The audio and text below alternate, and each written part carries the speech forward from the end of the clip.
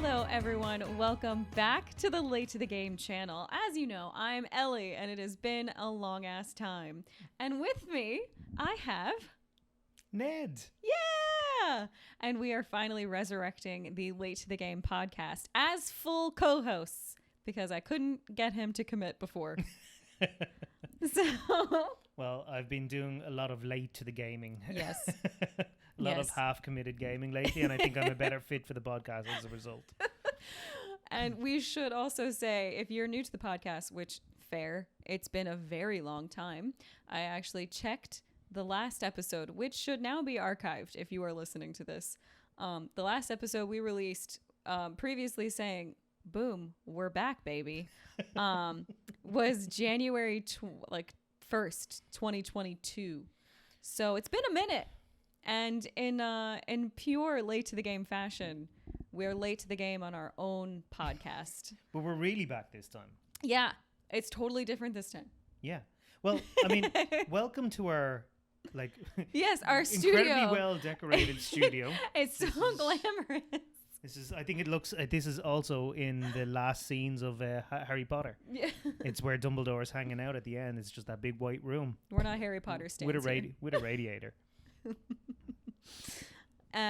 Yeah, so basically our re-envisioned podcast, it's going to be essentially exactly the same, but we have a lot more to talk about now because we've taken a long time since the last episode to play games and travel the world and, you know, all the life stuff. Well, so for anyone that hasn't listened to the podcast before or isn't part of the community, there is a community, and we'll talk about that later. The idea behind the podcast was that Ellie was sort of late to gaming generally. Yes, that is true. Although I had played games as a kid growing up and so on, but played some League and some World of Warcraft in college and high school and stuff like that, but never got to sit down with what is now my fiercest passion, which is narrative design in video games. So all stories these days. I wasn't that late to gaming. I've been gaming my whole life, putting in lots and lots of hours into gaming. But increasingly, as work has got busier and as my kids have got older, and it's just harder and harder to keep up with all the games. So this is a community. If you're listening to the podcast for the first time, welcome. You're now a part of it. Yeah, this is a community for everyone that's just can't keep on top of all those games that are out there. This is the short tagline of that. If your backlog is a problem, you are welcome here. Yes. If you are somehow able to keep on top of every game that you have ever wanted to play, you are a different breed of human, and congratulations, but that is not who we are. Yes.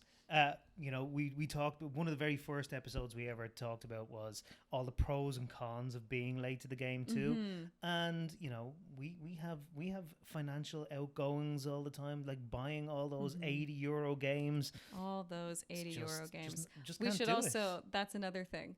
Yes, I'm very American. Yes, he's very Irish. We live in Ireland together. Yes. That is important to note. But yeah, I mean, preamble done now, I think. What we want to talk about, and which will be a running theme for the next while, is actually not a late to the game in any way at all. We are big Final Fantasy stans, and we are playing through Final Fantasy 16 at the moment, and it's all we can think about. So there's going to be a recurring segment on these episodes where we talk about Final Fantasy 16 and how much we love it and how silly certain parts of it are. well, in keeping with the podcast, though, yes. I think with the later, we're going to be so slow playing this game. Oh yeah, we're going to be late eventually. We'll eventually be late. We're going to finish this later than most people. I already feel like I'm falling behind Twitter, who are playing through this right now at the moment. Yeah. But yeah, Final Fantasy. This isn't your first Final Fantasy. It's certainly not mine. I've played all of them from 7, and I did go back and I played 6, and I've dipped in and out of 1, 2, and 3, and yeah, so I definitely have played them all. I was a huge fan of 10. I played 11, the online one. Huge fan of 12, and then fell off it. Right. Really sort of didn't didn't gel well with 13 or especially with 15. There you go, American listeners. 13. 13. So yeah, the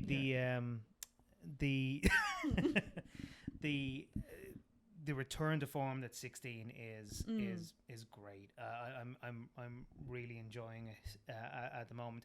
It's the Final Fantasy that is for that generation that came up with like 7 and 8 and 9. It's now meeting us where we are. You know, I was 14 when 7 came out.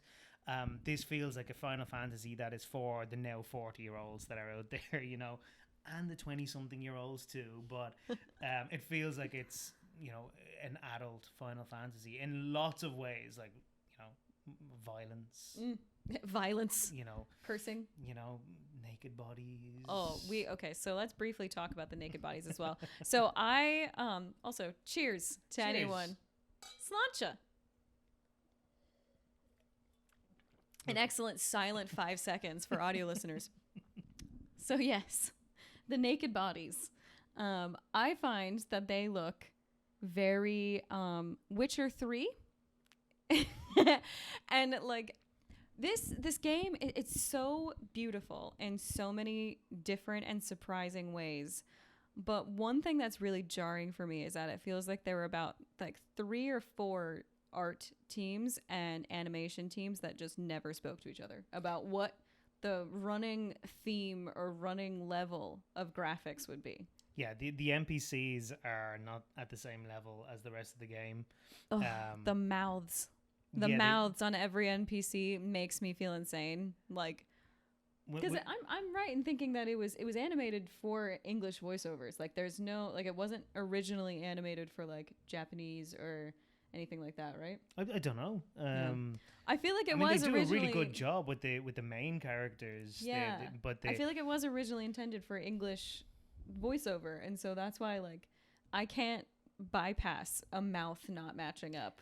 Yeah, I mean the NPCs just kind of look like they're from PS4, maybe at worst even PS3. I was gonna say like World of Warcraft style stuff sometimes. They don't look great, and also the voice acting is at such a high level with all of the main characters. Yeah, and then the NPCs kind of sound like they're from Fable. Yeah, or like and so this is just going to be lots of just rapid fire hot takes, I think. But the other thing that's really jarring about the NPCs and the voiceovers and stuff like that is that this is something we were thinking a lot today when we were playing it earlier, was that like the body language almost never matches the way the characters are speaking, because like Clive is given the performance of his life, and we are Ben Starr stans, like hands down we are Ben Starr stans in this house. But the animation of Clive, like sometimes it's even just like actual body language. Like there's a scene where he was like describing so much of his like personal anguish, which he has a lot of, but he was just like sprawled out on like a roll. Like, you could definitely hear, it was too lax for how tense he obviously was when he was recording the voiceover. You could definitely imagine, we were doing it at the time we were watching it, you could definitely imagine a much more anguished physical portrayal of that moment, because it's really well acted. The voice acting is great. So well done. And the physicality of what they're doing in it isn't even necessarily wrong either. It's it just doesn't match. Yeah. I think that was my biggest problem with that scene. And we've seen that happening a couple of times throughout it as well, where the voice acting is at a really high level, but the direction didn't seem to just match the animation to the voice sometimes. Yeah. That's to go back to the NPCs, I think that's a real problem with the NPCs. They're very stone-like. Yeah. There's very little animation going into them sometimes. It just seems like NPCs from a previous generation of Final Fantasy. Yes, and also the just Ned and I are both musicians, and so a lot of the things that we talk about when it comes to storytelling and music, like all of it, it's all about pacing.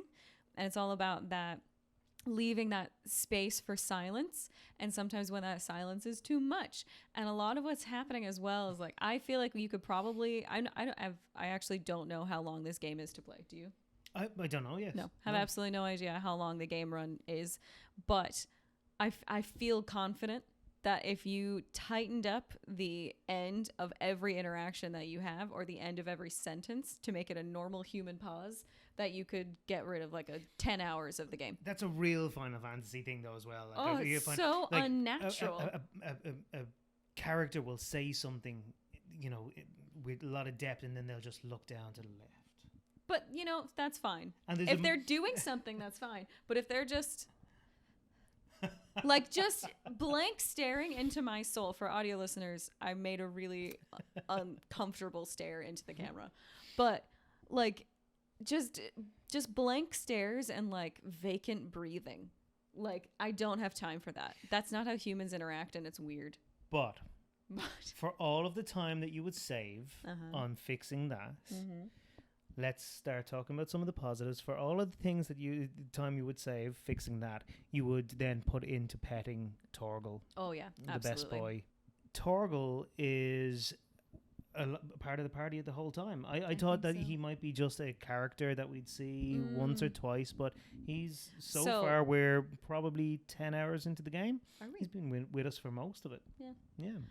So the rest of the Final Fantasy 16 segment is going to be short, but I will say now, for people, we've been skirting around spoilers, but now it's going to be spoilers for the first apparently 10 hours of the game. No idea how long we've actually been playing. We just got a new set of clothes. So that's vague enough. If Clive is in a slutty little outfit, then you know where we are. I love that slutty little outfit. I love the slutty little outfits that all the men are wearing at the moment. And I love that Jill is very respectfully covered. Well, and the cleavage comes from Clive and not from Jill. Mm-hmm. Yeah. I adore Jill as well. I think she's great. I think great voice actor. Her voice acting is amazing. And I've been really enjoying like their relationship and figuring all that stuff out. And like the tension, because like, don't get me wrong, if you were thinking that I was talking about the pause where he should have kissed her and didn't, that's not. I thought that was actually well done. I think that tension and that moment where they were staring at each other and Jill was obviously frustrated and then was just like, let's go to sleep, that was really good, you know? Like, for every awkward little piece or lack of transition that the game has, there are like a million parts of it that I love. So like, let's talk about the icon fights. Let's talk about like anything like that. It's just, I've been really overwhelmed with how much I love the battle system. And we've had a breakthrough with that today. We did, because we started off in the game and we equipped some of those accessories that you can equip at the beginning that are like to help you with timing of your dodges and timing of your strikes.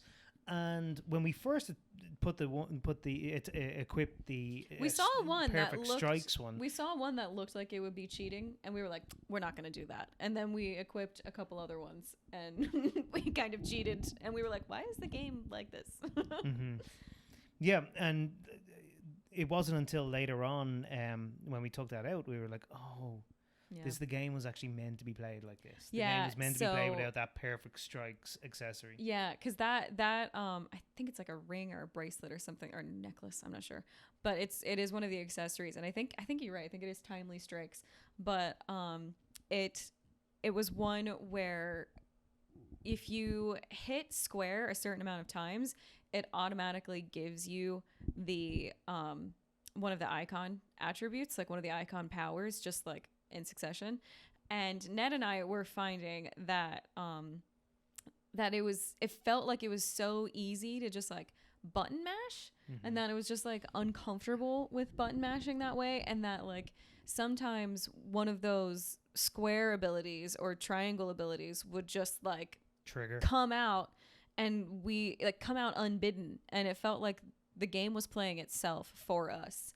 And that wasn't the way that we want to play it. We should also mention we share a PlayStation and we're sharing a playthrough. That's why it's all we are doing this. It's the royal we, because we share a PlayStation and we're not going to play the game twice. Yes. yeah, if you have timely strikes equipped because you thought at the beginning of the game that you should have, you should equip some of the pendants that you get at the very beginning. That's kind of how Final Fantasy 16 is creating its difficulty system, which I think is really clever. Yeah, take it's that more out. Nuanced. It's not just that it makes it easier by putting that timely strikes pendant on, but it actually just creates it gives you a false sense of what that combat system is meant to be.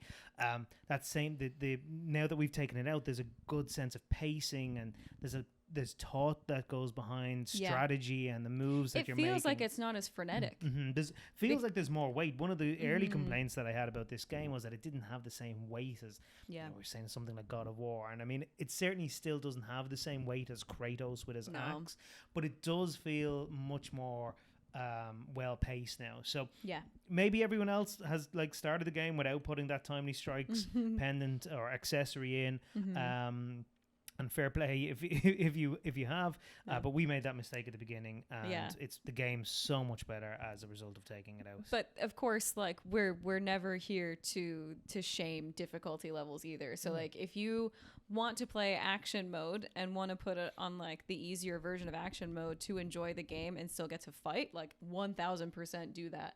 It was just that Ned and I wanted to be more intentional about our combat and feel like we were more a part of the decisions in it, because there were several times where we would be fighting and we would do this huge fight, and then we would, at the end of it, we'd be like I feel like I didn't play all of that, and so now the only accessory that we have on that does that kind of stuff is the precision dodge stuff, and that's honestly, I think with how frenetic the game time is, I think it would be much closer to hard mode if we took that off.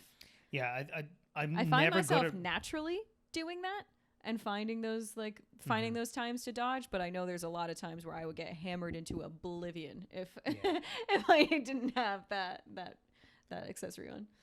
I'm not particularly good at reading animations on any of these games, like Bloodborne or anything like that. So trying to read the animations on Final Fantasy, especially when there's so much, it's so big, there's so much detail happening and flames and sparkles, and it's so I beautiful. don't think that I'd actually be able to read the animations accurately to try and do those dodges, and even with the dodge, it seems to only help you sometimes to dodge correctly. I think it leaves plenty of scope for you to need to dodge yourself too, I think. So I'm pretty happy with where we're at with the timely strikes accessory not equipped, but with the timely dodge, whatever that one's called, with that one equipped, I think that's in a good place for what we're trying to do with the game. No, I agree completely. And we just finished, oh God, we could spend an entire episode talking just about the icon fights, and I'm sure at some point we will, but we just put Ifrit in its place. We just got him, and that fight was awesome. It was so good, and because we're sharing a playthrough, we keep switching off and on, and we just have to guess narratively where there's going to be a fight or where the chapter is going to come to an end. And so we're okay, this is how this is built. It's following the right track, and most of the time we get it pretty right, and today we got it mostly right. And then Ned fought Ifrit, and then he handed me the controller to be okay, whatever comes next, that's on you. And then I fought Ifrit and the shadow. You had the real fight with Ifrit. I had the preamble with Ifrit. So you've got the two big icon fights. So far. I did Benedicta but as we well. reckon there's probably another 7 fights, think so. Maybe. Based on looking at our ability system, it looks like there might be maybe 6 or 7 more icons to interact with in some way. Maybe we don't have to fight every single one of them, but it certainly looks like we're going to have about 6 or 7 more icons, powers by the end of it. I'm so excited. I'm so excited to discover what that all looks like, and the different kinds of elements, and are we going to be able to chain into different icons, or are we only ever going to be able to rotate between two? What favorites do we have to play? And I thought it was really, really fucking clever of the game to of course the gotcha part of that fight was really, really clever, but I really liked that within Clive there's that dichotomy, there's that divide between the Phoenix part of him and the Ifrit part of him that he was rejecting. And now that, like, you know, press L3 and R3, like, for the truth. Reveal the truth. Accept the truth. Accept the truth. And now that we've done all that, I think it's amazing that, like, Ifrit is in, like, the center. Like, Ifrit, he is the dominant for Ifrit. And, like, and that he just, like, gets access to Phoenix and Benedicta. But you still have to choose between Phoenix. Yeah. You don't have to choose That's between the any other dichotomy. two. It's so good. So far, we don't have to. But right. with the 2 fire summons, we have to choose between those abilities. Are we going to play more towards the Phoenix or more towards the Ifrit? I really like that. Me too. I really hope it's not just an elemental thing. I hope there's some sort of mechanism that we're able to play all of the other ones individually of each other, and the only ones that are confused are the 2 fire icons. Mm-hmm. But I suppose there aren't other icons sharing elements, are there? Well, we don't know. Right. We don't know. It's too early in the game. I mean, if icons can be, if there can be 2 fire icons, well, why not? You know, I know, but that's like that would be ridiculous because we're meant to be like a really exceptional case. We'll see. If there are 2 Bahamut's, like, that's stupid. It probably. Well, we don't know. It wouldn't be 2 Bahamut's, just 2 of that. 2 element, of that right? ilk.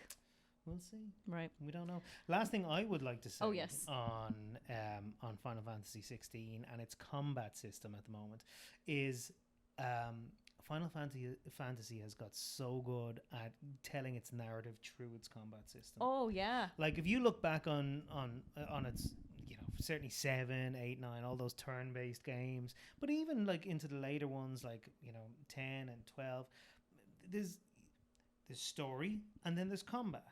And then there's story and then there's combat. Like some of the best storytelling in this game so far has been in those moments fighting Benedicta or fighting Ifrit.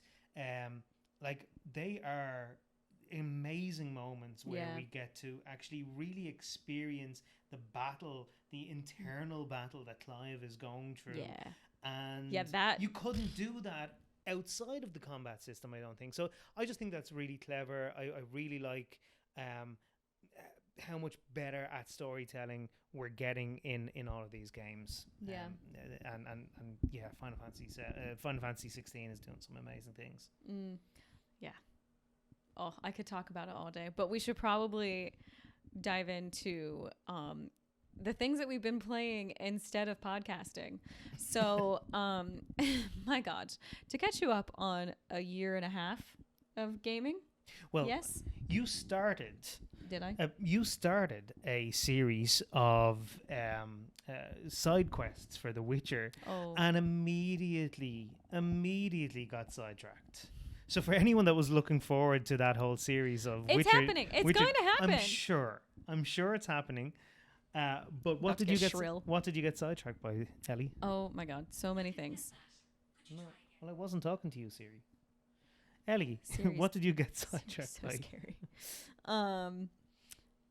No, so full disclosure, yes, I did get sidetracked. She went on her own side quest. Lots of side quests. So, in the last 6 months, maybe, there's just been a lot, or maybe even just the last like 3 to 4 months. I performed in a musical, which of course takes into account all the rehearsal process. There was a lot of traveling involved. We moved house. Mm-hmm. I got a car. In Ireland, it's incredibly difficult to get a driver's license, and I also did that. So there was a lot of things that was taking up my time. So I don't want people to think that I was just like twiddling my thumbs being like, I'll play anything else. My Witcher 3 playthrough is impending. It will continue. I think it will take a long time. But it did get sidetracked by one particular game is what I'm trying to get at here. It did. And it is a game that is maybe the antithesis of Witcher 3. I was apparently not in the mental space for Witcher 3 at the time. I put in maybe like a solid 130 hours sounds about right into Stardew Valley. It was my first time playing the game. And I had been recommended this game at the beginning of the pandemic, I think, by my sister. And a few of my family members were playing it at the same time. And they're like, we can play together. We can have our farms together. And I was like, please, I don't want to do that. I think actually I was playing Witcher 3 at that time as well. But I finished at that time.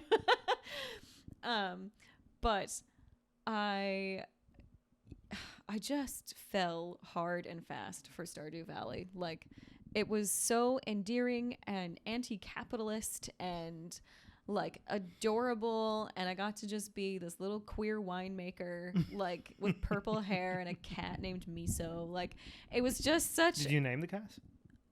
No, I did randomize names. So Stardew Valley has this thing where it's actually like really good for randomized names. And so you just press a little dice or a die. Which one's singular? Dice? I don't know. I don't either. Don't know.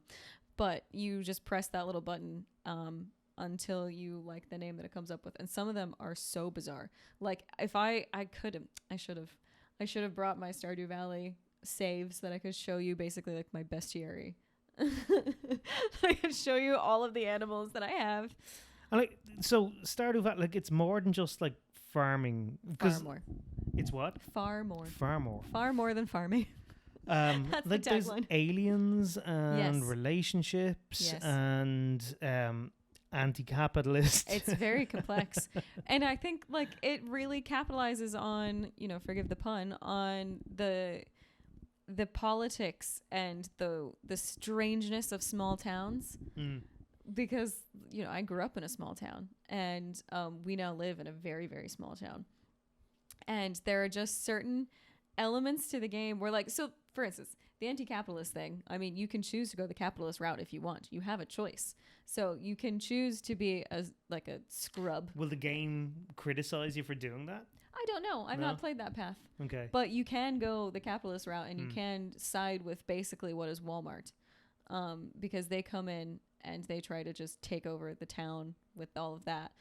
Yeah, and like Jojo Mart is responsible for like dumping trash into the river, and you have to you go on little side quests to take trash out of the ocean because the river feeds into that. And like there are so many elements to like why big corporations are bad in it that it's like you can just see where the creators were when they were making this, And on top of that, like, yes, there are aliens, there are like tree spirits, like it's so. And is there there's a wizard? Is there there's an a town ending wizard to the game? Is it something that you? I haven't reached it.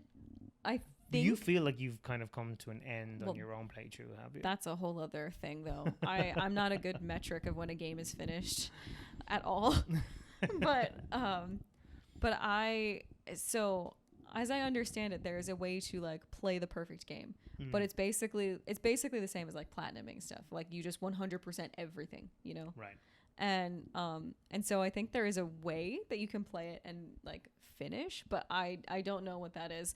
But I was very bad in that so for any of the listeners at home who also were obsessed with Stardew Valley, I married Leah. I have a baby with her.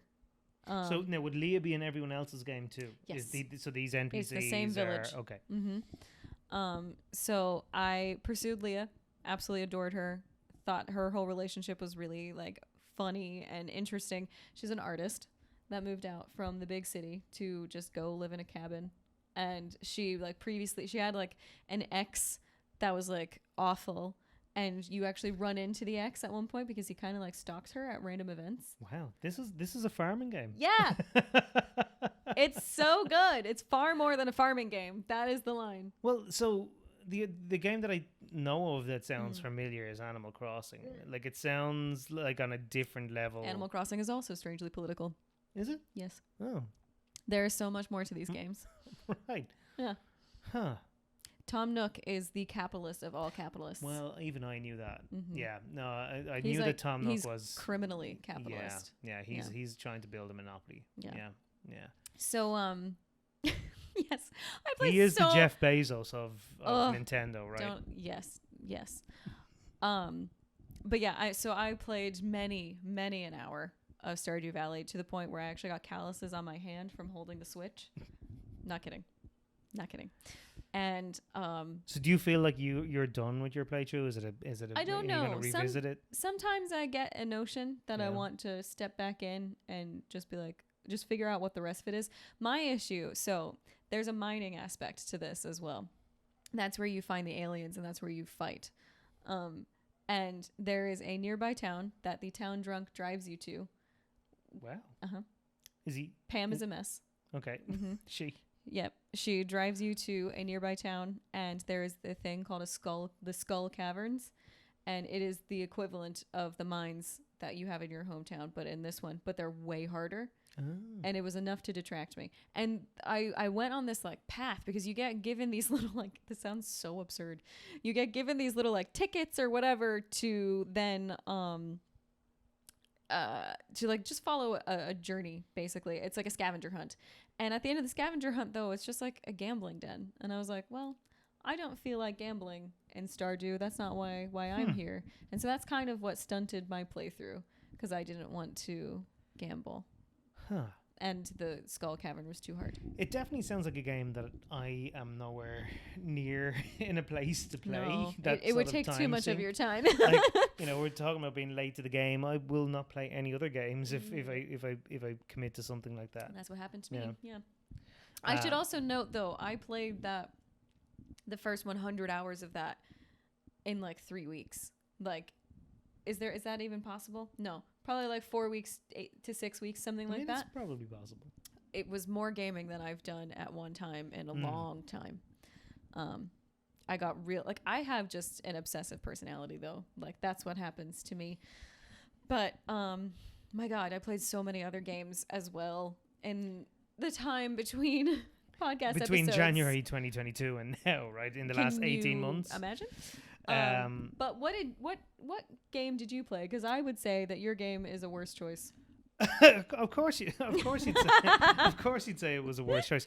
I'm right. So I needed to see whether Fortnite was appropriate for the kids, for Ryan and Faye, and they're 12 and 10. I didn't know. I had never played it. I just saw it on Instagram and YouTube. I knew that the kids liked this game, and I've put about 250 hours into it now. Yep.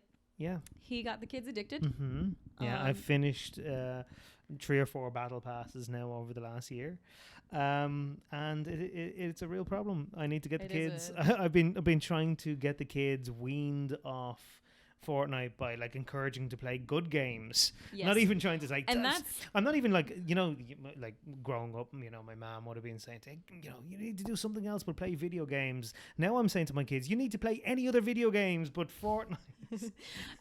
and also for anyone that thinks that Fortnite is a waste of time the way I do, I recognize that there are people that are very good at it, that can have a fulfilling experience with it, whatever.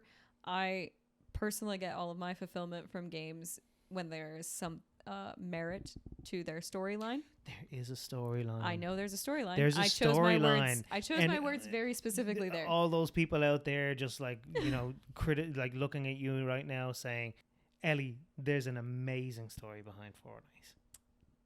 I don't think you could explain it though if you were asked to. Absolutely not. Yeah. But Ryan could. But that's because Ryan has many YouTube videos trying to piece it all together. Yes. Yes, which does not a good story make, in my opinion. But yeah, so it's a lot of fun. It's been some of the most fun that I've had with the kids playing games.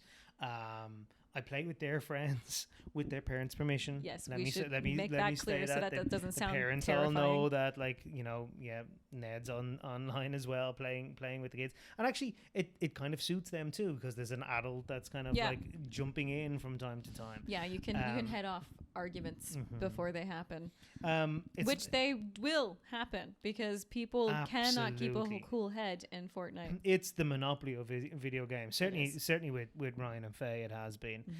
They've always been very good with me though. They've been very kind to you. Anytime that I'm playing as well, because I can't. I will shit on that game until the cows come home. But if the kids want me to play it with them, I'm going to play it with them.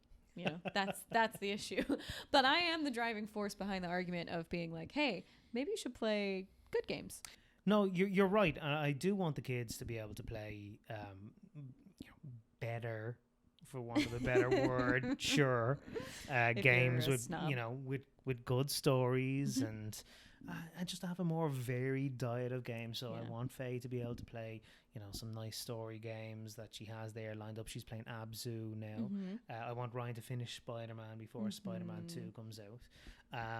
So yeah, no, I want them to play good games too. But I'll stand by saying that I've had a lot of fun, and that is a valid many experience. hours for very little Yeah. money. Yeah. I mean, you can play it for free, and I let them buy one battle pass each, and then they had to save up the V-Bucks. So what they both spent €8 each. Yeah.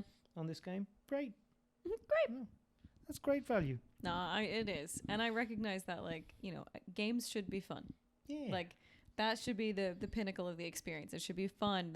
It's a game. That's why you play them, And it is the perfect sort of game for someone like we're talking about, being late to the game and having very little time to play games.